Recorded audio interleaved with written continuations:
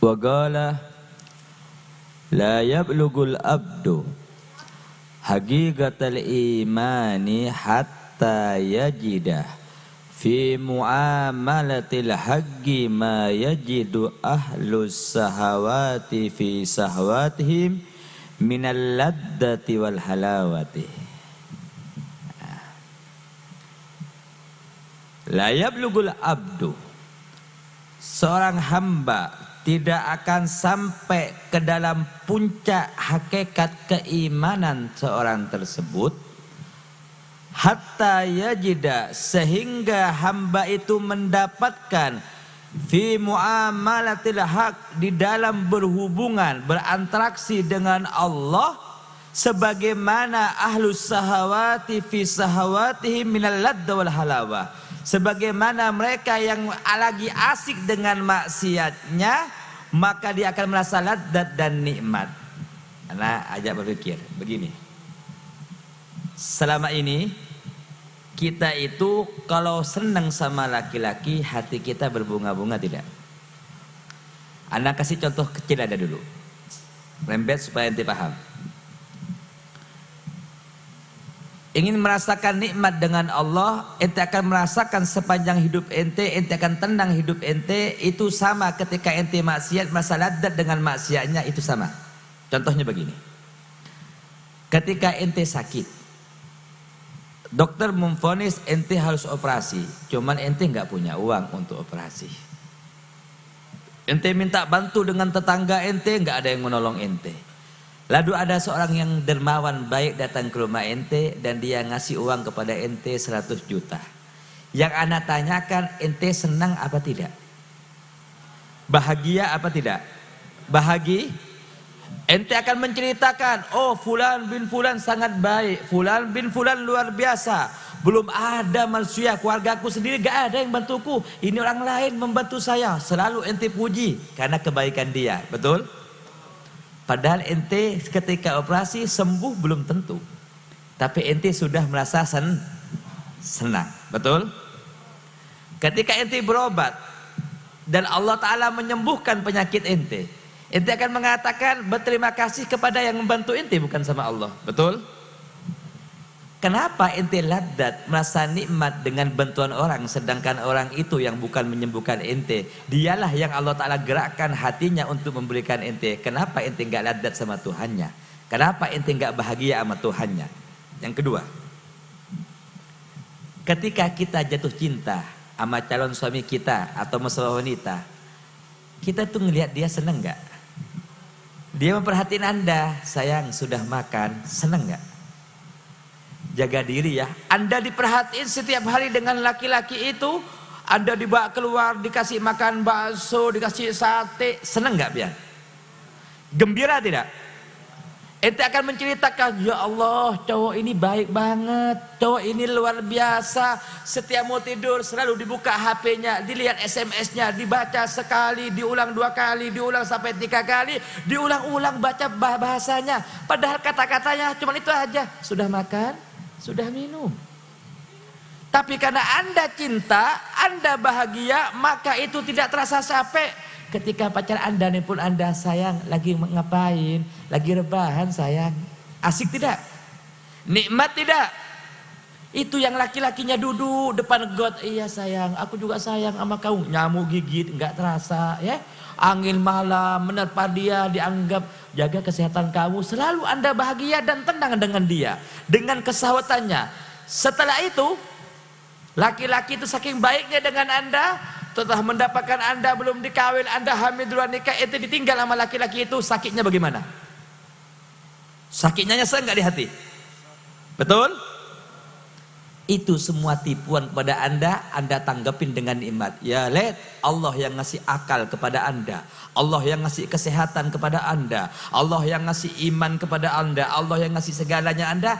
Tapi kenapa Anda tidak pernah merasa nikmat dengan Tuhannya? Ada apa? Yang kedua, ente memandang gambar indah, mandang laki-laki, ya Allah bunganya beruntung banget aku dapat suami kayak dia, sampai menghayal, saking kuatnya menghayal junub ente, saking senangnya dengan laki-laki tersebut, Sampai dipeluk itu guling, dicium bantal seakan-akan Habib Ali dicium bantal. Saking gilanya ente dengan cintanya. Dipeluk, ya Allah, Bang Ali, Bang Ali. Dihayali sama ente, dicium ente itu bantal setiap hari, saking cintanya. Padahal itu bantal, itu guling, tapi anda cintai itu betul-betul sampai ente keluar sperma saking asiknya. Ya let, bagaimana kau cinta ente dengan Allah semacam itu? Bayangkan, kembalikan ke dalam otak anda saat ini. Anda kasih contoh yang mudah. Jadi nggak salah auliaillah itu ketika ngaji Al-Quran sampai sehari semalam hatam 8 kali, sehari semalam sampai hatam 16 kali, saking asik dan dadatnya dengan Tuhannya, nggak merasa lagi dia capek. Paham? Sama ketika ente kerja ke toko, capek, tapi pelanggan banyak, asik tidak? Asik?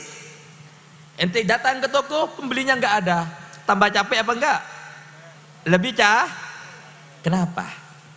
Karena ente yang ada dalam otak ente yaitu uang. Tapi kalau yang ada dalam hati ente Allah, maka semua gerak-gerik ente, semua perbuatan ente, semua tingkah laku ente pasti ente akan berjalan Ar-Rahman Ar-Rahim, Allah yang maha kasih sayang, Allah yang maha pemurah. Itu maksud Habib. Kembalikan ke dalam otak pada malam ini. Ya Allah, selama ini ternyata saya ketipu oleh akal saya. Ya Allah, selama ini saya tertipu dengan syahwat saya.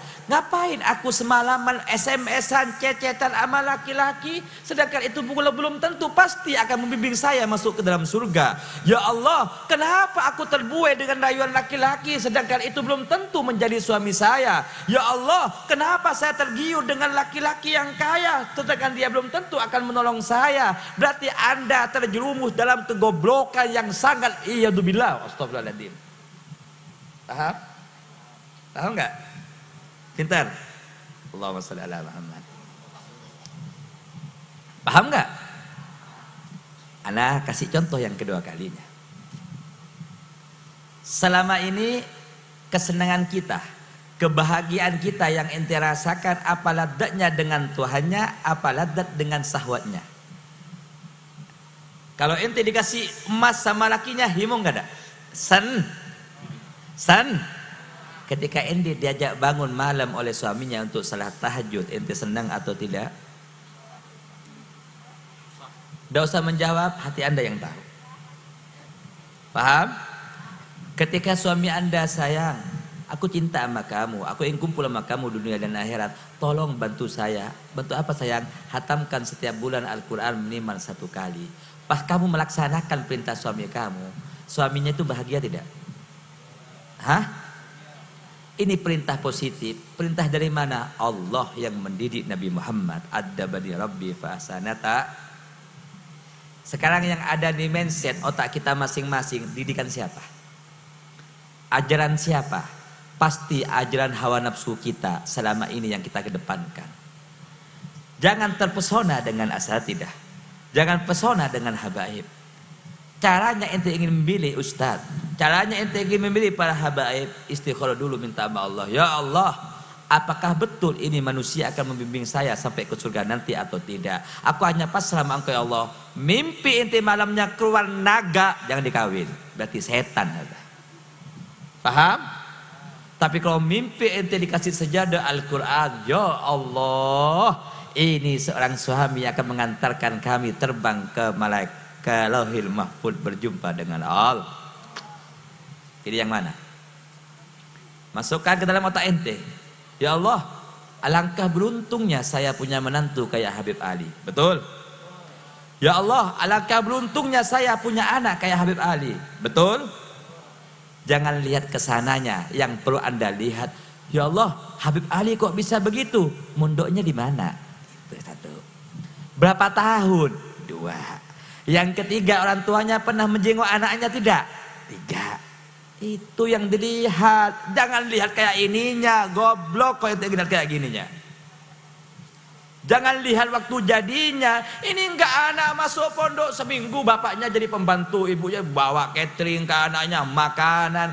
Bagaimana anakmu berkah? Jangan didatain, nangis biarkan. Tega, insya Allah berkah. Syekh Salim belajar kepada Al-Imam Al-Wali Al-Kutub Syekh Abdul Qadir Al-Jailani selama 40 tahun. Keluarganya menyangka dia meninggal dunia, sudah nggak tahu kemana ini anak saya. Setelah 40 tahun nongol dia. Dialah yang menghidupkan Al-Quran di kota Hadramut, sehingga dikatakan Syekh Salim Sayyidi Muhyi Sunan wal Wajibi, Syekh Salim Darisat. Paham? Ngaji dia tahu. Sampai Syekh Faqihil Muqaddam Muhammad bin Ali Ba'alawi ngambil ijazah Al-Fatihah kepada Syekh Salim. Itu di kota itu hidup Al-Quran di Hadramut, di Siwur karena Syekh Salim 40 tahun bu ngaji kepada Syekh Abdul Qadir Al-Jailani. Dan anak ente sebulan bah uang habis catering, datang bapak ibunya mulai sekarang dijadikan pembantu. Bagaimana ilmu yang manfaat akan datang kepada dirinya? Coba renungkan. Ente kira Nabi Muhammad langsung lah, Nabi Muhammad disuruh khalwat, langsung dididik oleh Allah melalui berkat Jibril, ya Muhammad iqra bismi rabbikal ladzi.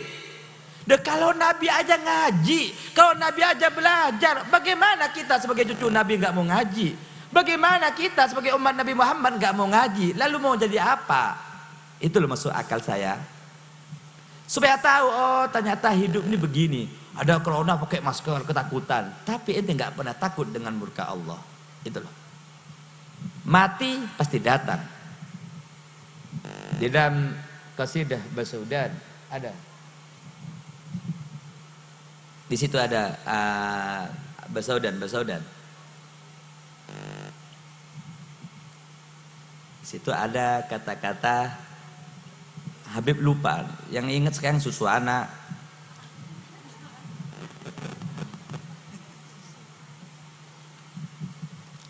Kalau masih ingat.